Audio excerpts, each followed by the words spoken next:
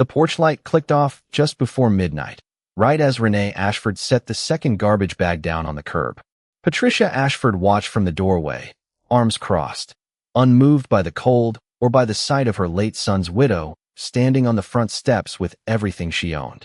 "The house is being sold," Patricia said, for the third time that night. "You were only ever here because Marcus wanted you here." Renee did not argue. She had learned, in the 13 months since her husband's death, that arguing with Patricia only bought more cruelty, never less. She sat down on the cold concrete step, a 28-year-old black woman with tired eyes and her coils pinned back beneath a plain winter scarf, $40 in her checking account, and no car and nowhere confirmed to sleep. She pulled out her phone. Buried in her contacts, saved under a name she had never once used, sat the number Gideon Marsh had given every member of his household staff on their first day. In the city, people did not call the Marsh name criminal within hearing distance of its gates. Not because nothing about it deserved the word, but because the family had spent 3 generations making sure very few people ever felt safe enough to say it aloud.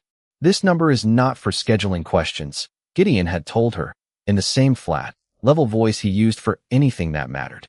"It is for the night something happens that you cannot manage alone. I would rather you use it and feel foolish than stay silent and regret it." Renee had held that number for 10 months without once considering it, certain that whatever she was facing fell under things she could handle herself. Sitting on a curb in the dark with 2 garbage bags, she was no longer sure of that at all. Her thumb hovered over the message field before she typed 4 words, deliberately thin, unwilling to say the full truth even now. Locked out. No family. She sent it before she could talk herself out of it, and sat in the cold, watching the message deliver. Behind her, the deadbolt turned, a small, deliberate sound that told her Patricia had no plans to let her back inside, even to wait for a reply. Renee pulled her coat tighter and stared down the empty streetlights flickering on one by one. Whatever answer came, or did not come, she told herself she would be sitting on this curb in 20 minutes, alone, waiting the way she was right now. The thought did not comfort her, but it steadied her, the way bracing for the worst had steadied her through every hard month since Marcus died. 2 men worked the gates at the Marsh estate around the clock, checking in by radio on the hour whether Gideon was home or not.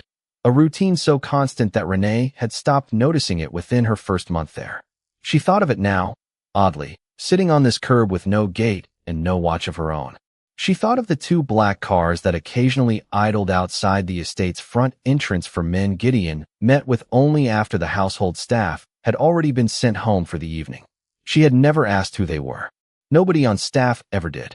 A cold gust moved down the empty street, and she pulled her knees up toward her chest, phone still gripped in one hand.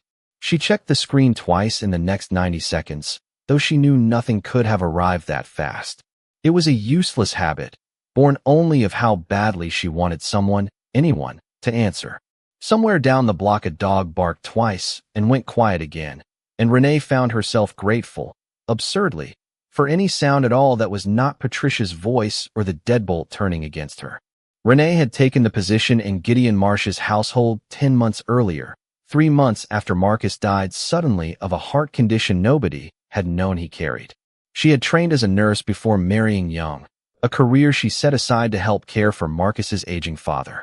At 28, she found herself widowed, financially dependent on a family that had never fully welcomed her, holding a lapsed nursing license and bills that did not pause for grief.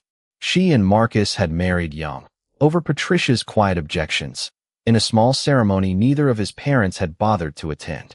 Marcus had promised her, more than once, that his mother would come around eventually. She never had. When his heart gave out at 31, sudden and unexplained, Renee had lost not only a husband but the one person standing between her and a family that had merely tolerated her for his sake. The Marsh estate paid well, better than anything else open to her, while her nursing license sat unused. Marjorie, who ran the household with a brisk warmth Renee had come to rely on, took one look at her during the interview and decided that steadiness under pressure would translate well into a household that required exactly that. Patricia had never approved of Renee, not while Marcus was alive and far less after his death. She held a quiet belief that her son had married beneath the family's standing, and that Renee's presence in the house was a favor rather than a right. The house Renee had been staying in was technically still listed under Marcus's name until the estate settled. It had turned into an increasingly hostile standoff over those 13 months. Patricia and her surviving son Curtis, pushing toward a sale neither of them seemed willing to slow down for her sake. Renee absorbed each new pressure in silence, telling herself the situation would settle before it required anyone else's involvement. She never mentioned the growing tension to Gideon or Marjorie, embarrassed by a family conflict she felt. Despite everything, she should be able to manage on her own. Her days at the estate settled into a rhythm she genuinely valued. Mornings went to Marjorie in the kitchen, afternoons to the household's minor errands, evenings occasionally crossing paths with Gideon in the hallway. Brief exchanges that stayed courteous, never cold. The estate itself ran with a formality she had not expected from her first week. 2 men rotated watch at the gates around the clock. A car left and returned at odd hours with a driver who nodded but never spoke to her. Certain rooms were not to be entered when Gideon had visitors, and certain questions about those visitors were not to be asked. Marjorie called it discretion. Renee, still new enough to notice, called it something closer to caution, though she kept that word to herself. She liked the work more than she expected to when she first took it out of pure necessity. She liked the quiet order of a household that ran on competence instead of performance. Most of all, she liked that no one here treated her the way Patricia did, as a leftover piece of a marriage that had technically ended the moment Marcus's heart stopped. She had not meant to, but she had built a version of stability inside the Marsh estate that stood in sharp contrast to the instability waiting for her at Patricia's house. Some quiet part of her had begun to wonder which of the two places actually felt like home. She had trained for 2 years to become a nurse, drawn to the work by a plain, stubborn belief that she was good in a crisis, steady where other people panicked. She had never quite let go of that belief. Even now, even as it sat and used inside a license she could not currently afford to renew. Some evenings, folding linens in the estate's laundry room, she caught herself missing the work itself, not the paycheck it never became, but the particular calm of knowing exactly what to do when someone else's world was falling apart. She wondered, more than once, whether that was part of why she had taken so long to ask anyone here for help of her own. She had spent 2 years being the person other people leaned on. She had not yet learned how to be the one leaning.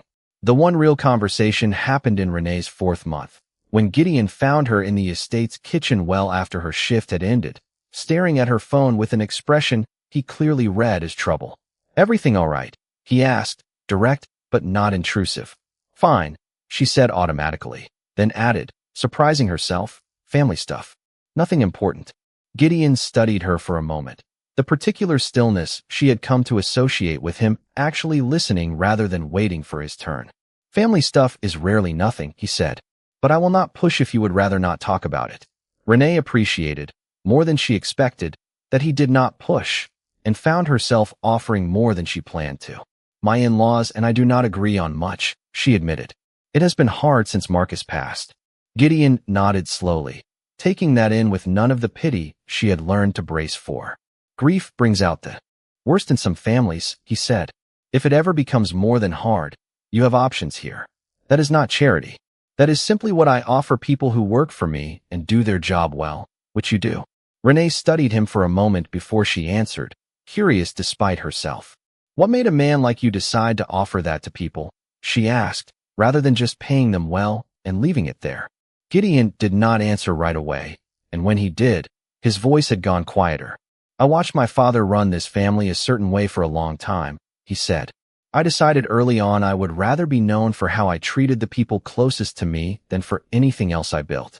Renee thanked him and changed the subject, uneasy at how close his offer had come to the truth, though she thought about that conversation far more in the weeks that followed than she let on. It was one of the only conversations in 13 months where someone had offered help and had not also made her feel diminished for needing it, a distinction that mattered more than she was willing to admit at the time. She began noticing details about Gideon she had missed before. He remembered facts other people forgot. He greeted the household staff by name and asked after their lives, and it never once read as an obligation. He showed real patience toward people struggling with things they had not yet found words for. None of it amounted to attraction, not yet, but it left a mark, a quiet sense that the man running this household paid far more attention than his reputation outside these walls suggested. She had heard the reputation secondhand, in fragments, the way most staff eventually did. A man not to be crossed. A family with roots reaching further into the city than anyone said aloud. A name that made certain rooms go quiet, spoken by people who had never met him. None of that matched the man who had sat across from her in the kitchen, unhurried, listening. Marjorie watched the two of them from a distance, with the sharp eyes of someone who had run this house for over a decade. She said nothing at the time, though she filed the observation away just as she filed away everything else. She noticed and chose not to raise. Renee found herself, in the weeks that followed, sitting a little longer in the kitchen after her shifts ended, telling herself it was only because the house was warm and her apartment was not. She did not examine the thought much further than that. There was a stillness to the estate in the evening hours she had come to genuinely crave. It was the kind of quiet that asked nothing of her, unlike the tense, watchful silence that waited for her every time she walked back into Patricia's house. The estate settlement finalized in Renee's 8th month, and with it came a letter from Patricia's lawyer that Renee read twice before the meaning fully landed. The house would sell within 30 days.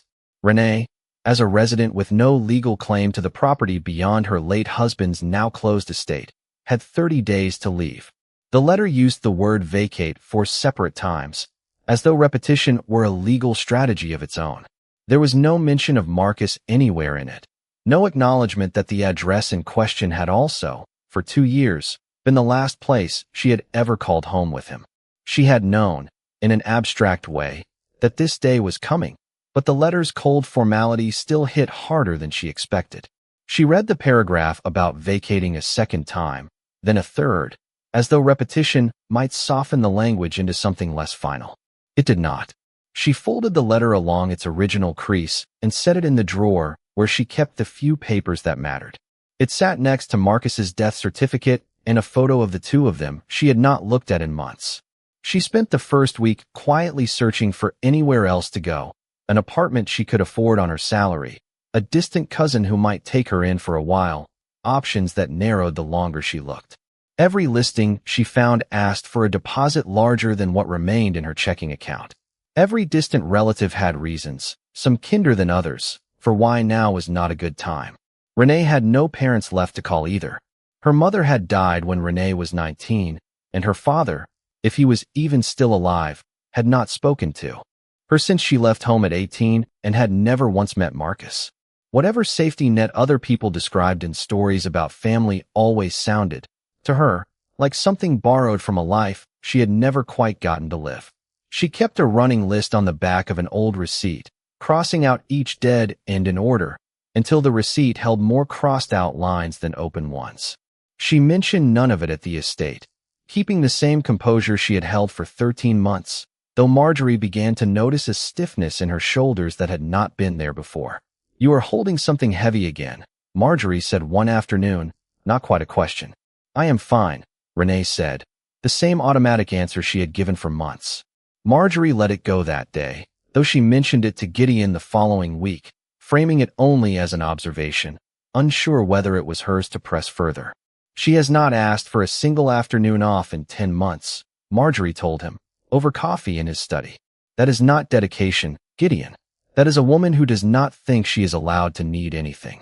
Gideon listened, turning the words over, and said he would keep an eye on it, a promise Marjorie accepted, though she did not push him toward anything more specific.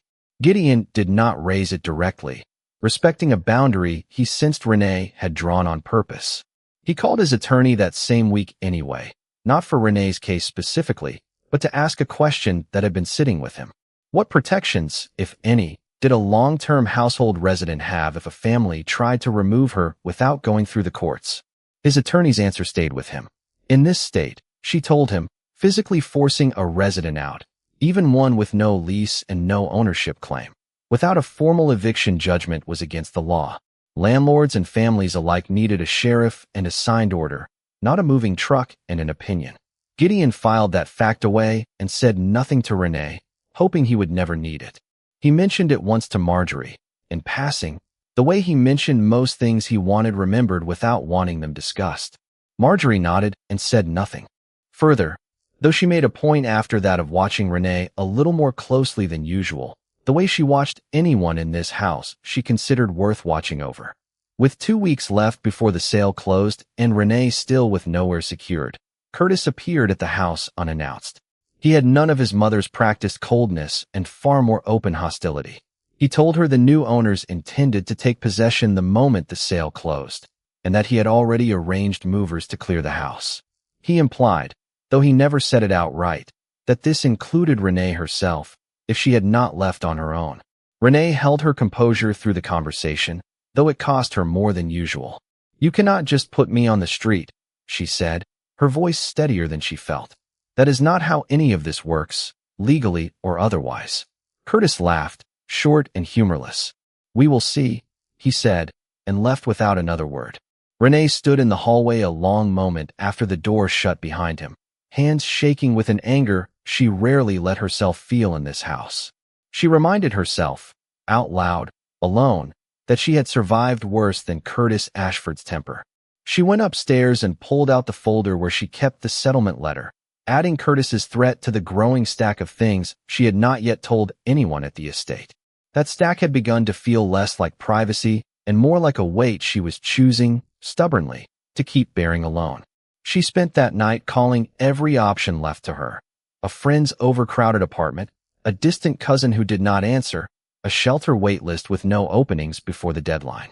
She came away from each call with the same answer: nothing available in time. She sat on the edge of her bed afterward with the list of names crossed out in front of her and let herself, for exactly 5 minutes, feel the full weight of how alone the search had left her. When the 5 minutes ended, she folded the feeling away, the way she always did, and began drafting a message to a shelter 2 counties over that she never worked up the nerve to send. She did not tell Gideon about Curtis's visit, though Marjorie, arriving early the next morning to find Renee already awake and hollow-eyed in the kitchen, finally pushed past the line she had respected for weeks. "Something has to give," Marjorie said gently, sitting down across from her. "You cannot keep holding this alone, whatever it is." Renee, worn past the point of maintaining her usual walls, told her the truth in halting pieces.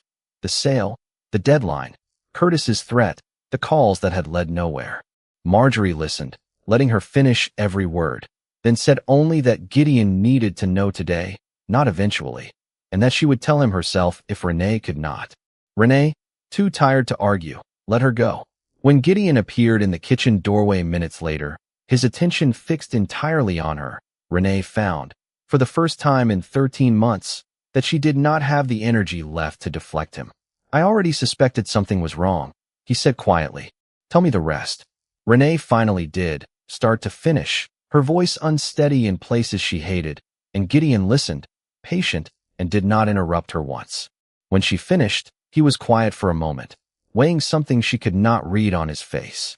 "Why did you not tell me sooner?" he asked, not unkindly.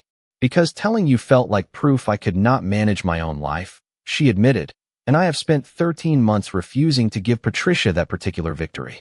Gideon nodded slowly, as though the answer made more sense to him than she expected it to. "That is a heavier reason than most people bring into a decision like that," he said. "We are going to fix it anyway." He asked her, before she left the kitchen, whether she wanted to be part of the plan or simply told the outcome once it was settled. Renee, surprised by the question, said she wanted to be part of it. "Good," Gideon said. "I would have been disappointed if you had said otherwise." Gideon's reaction, once he had the full picture, was calm in a way that steadied her more than any promise could have. He reached out to his attorney that same afternoon, not to confirm anything new, but to settle a fact he had already been holding for weeks.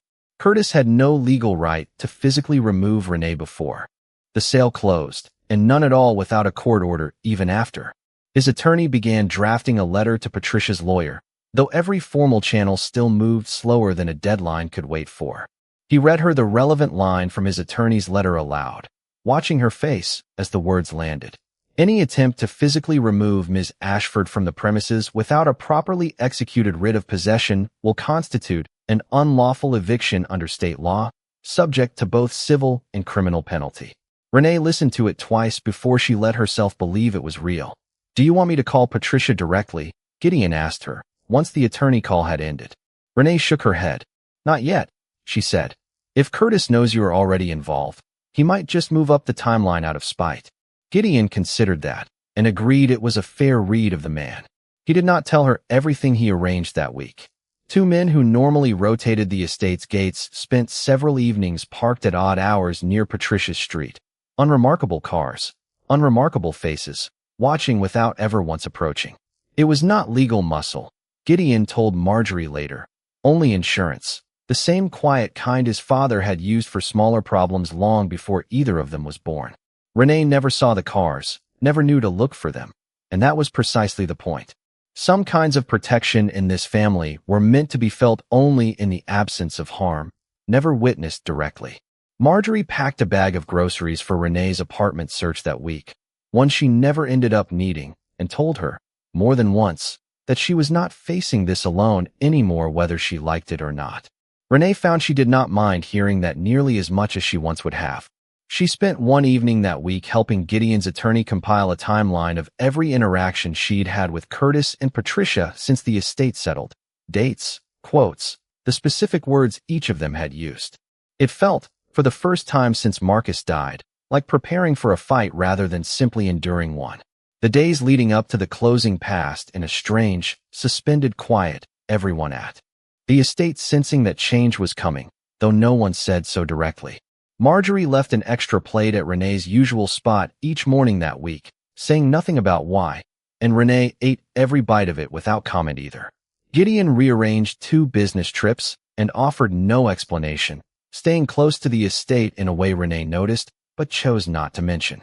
One of the men who worked the gates began walking an extra loop past the staff parking area each evening around the time Renee usually left for the night. A small change nobody announced, and everybody understood.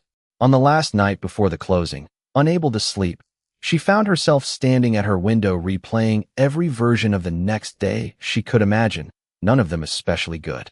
Somewhere in the city, she thought, other people were falling asleep without wondering where they would be sleeping tomorrow, and the unfairness of that thought kept her at the window longer than it should have. She thought about calling Gideon just to hear a steady voice, then set the phone down instead, telling herself she would save the call for when she actually needed it, not simply when she was afraid. The sale closed on a Thursday. Curtis arrived that evening with 2 men from a moving company, Patricia watching from the doorway with the same unmoved expression she had worn through 13 months of Renee's grief. "You need to be off this property tonight," Curtis said, his voice sharper than it had been during his earlier visit, the movers already loading boxes she had not finished sorting. Renee stood her ground on the front steps. "This is not legal, and you know it is not," she said, loud enough for Patricia to hear. "I have every right to stay until this closes properly, and even after, you cannot do this without a court order." Curtis told her that was not her decision to make, and kept directing the movers anyway. A cold rain had started, thin and steady, soaking through the shoulders of her coat within minutes. Renee followed him partway up the walkway, refusing to let him move past her without hearing it a second time. "Call your own lawyer if you do not believe me," she said. "Ask him what self-help eviction means before you have these men carry one more box out that door." Curtis hesitated, just for a moment, before waving her off and telling the movers to keep working. She thought of the folder in her bag, the timeline she had spent that week helping Gideon's attorney build, dates and quotes and threats written out in her own hand. She had almost left it at the estate that morning, unsure she would even need it. Standing in the rain now, watching Curtis wave the movers back to work, she was grateful she had trusted the instinct to bring it anyway. Patricia watched the exchange from the doorway without a single word in Renee's defense, her arms crossed against the cold in a posture Renee had come to know better than she wanted to. By 11 that night the porch light clicked off behind her, and Renee sat down on the cold step with 2 garbage bags at her feet. She thought, briefly, about calling a cab with the little cash she had left, about walking the 6 blocks to the nearest bus stop and figuring out the rest from there, and decided against both. Leaving on her own 2 feet, tonight, would look too much like agreeing that Curtis had won. Some stubborn, rain-soaked part of her refused to hand him that. She reached for her phone instead, and sent the only message she had left. "Locked out. No family." She watched the 3 dots of a reply appear, Then 5 words that steadied her more than anything Patricia or Curtis had said all night. On my way. Stay put. Renee read it 3 times, something in her chest loosening, and did the only thing left to do. She stayed exactly where she was, watching the street for headlights, and waited, counting the minutes the way she had once counted a patient's pulse, steady, deliberate, refusing to let the number frighten her. Curtis paced the driveway behind her, checking his own phone twice as though daring someone to call his bluff. The 2 movers stood near their truck, exchanging a look that suggested neither of them wanted any part of what was clearly becoming a family matter far bigger than a moving job.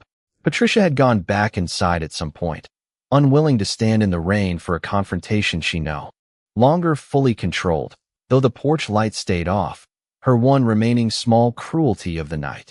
Gideon arrived 11 minutes later, headlights cutting through the rain, calm in a way that made Curtis's aggressive posture toward the moving crew falter almost immediately.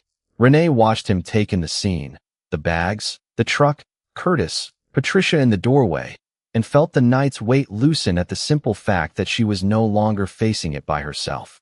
This is a private family matter, Curtis said, though his voice had lost some of its earlier confidence. It concerns my employee, Gideon said evenly, and I intend to see it handled properly before anyone removes anything further tonight. He turned to Patricia. Self-help eviction is illegal in this state, he said. Removing a resident by force, without a sheriff and a signed court order, is a crime regardless of whose name is on the deed. My attorney has already drafted the paperwork to make that very clear to whoever needs to hear it. Renee spent this past week helping build the record that would back it up, every date, every call, every threat, in her own words. Patricia's composure cracked slightly, unprepared for a legal correction delivered this evenly. One of the movers, recognizing the marsh name the moment Gideon said it, quietly set down the box in his hands and stepped back from the truck without waiting to be told twice. He had heard stories about that name once, from an uncle who did small jobs for men who worked adjacent to that world, stories vague enough to dismiss in daylight, but specific enough to remember standing in the rain. He was not about to test which parts were true. Curtis started to argue, and Gideon cut him off without raising his voice, the same quiet authority Renee had watched him use in the estate's kitchen months earlier. Your movers leave tonight, Gideon said. Renee has until the sale legally closes to arrange her own departure, on her own terms, with dignity, not thrown onto a curb by 2 men and a truck.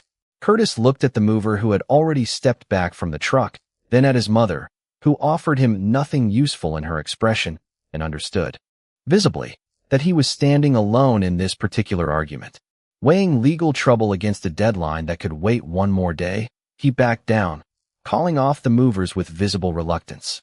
Renee stood on the steps, rain falling around her, watching the confrontation resolve without a single raised hand. She finally understood why Gideon had told her, 10 months earlier, that using his number was never a thing to feel foolish about. She thought of every night she had talked herself out of reaching for it, certain that whatever she was facing did not qualify as an emergency worth someone else's time. She wondered how many of those nights had been just like this one, only quieter.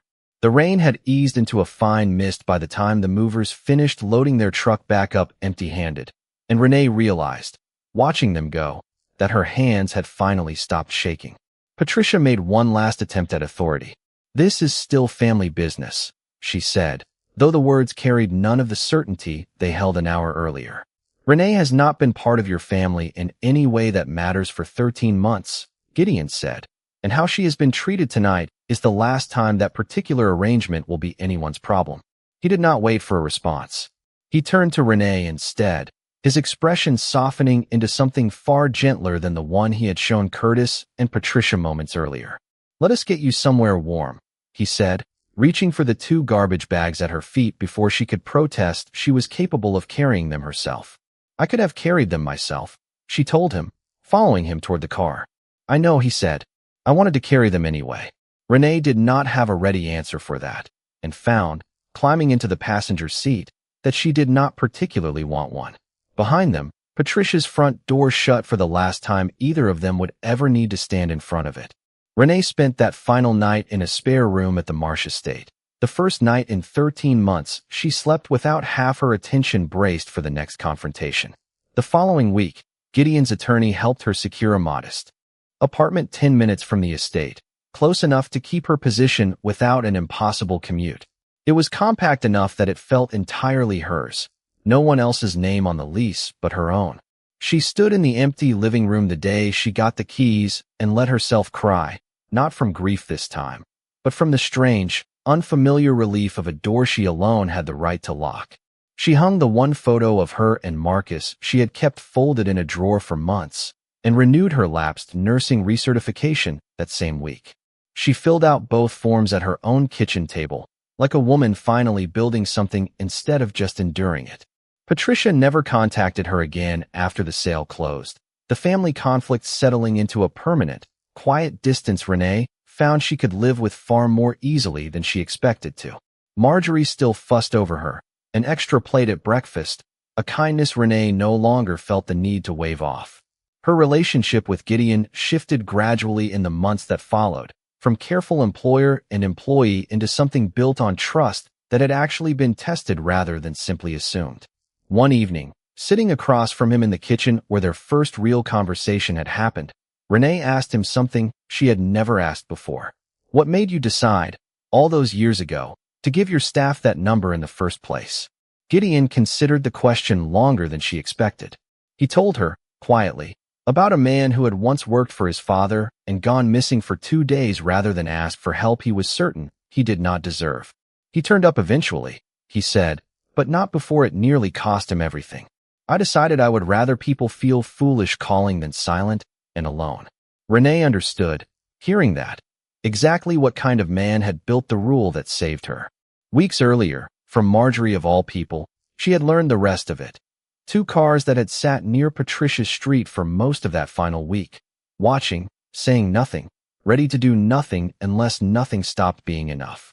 She had not been angry, though she thought she might have been once. Mostly she felt the strange, humbling weight of having been protected by more than she ever knew to thank anyone for, and she had told Gideon so, plainly, the next time she saw him. Next time, tell me, she had said, I can hold more than you think I can. He said he would, and for once she believed the promise came without conditions. She told him, in return, a thing she had never said aloud to anyone. In the first year after Marcus died, some nights, she had wondered whether anyone would notice if she simply stopped asking anything of the world at all. Gideon did not flinch at that the way most people did. He only asked, gently, what had changed. My own stubbornness, mostly, she said, and you, though I was not ready to say that part out loud for a long while. 3 months after the night on the curb, Renee needed him again for something far smaller, a flat tire on a rainy evening, and reached for her phone without a single moment of the old hesitation. He arrived 20 minutes later, unbothered by how ordinary the request was. That evening, once her car sat safely in the estate's garage, Gideon found her in the garden and asked, half serious, whether she planned on saving every future emergency for that same number. I plan on using it exactly as often as I need to, she said, and not one time less out of pride. Gideon smiled, an easy, unguarded look she had rarely seen from him in her early months at the estate. Good, he said. That is precisely what it was always for.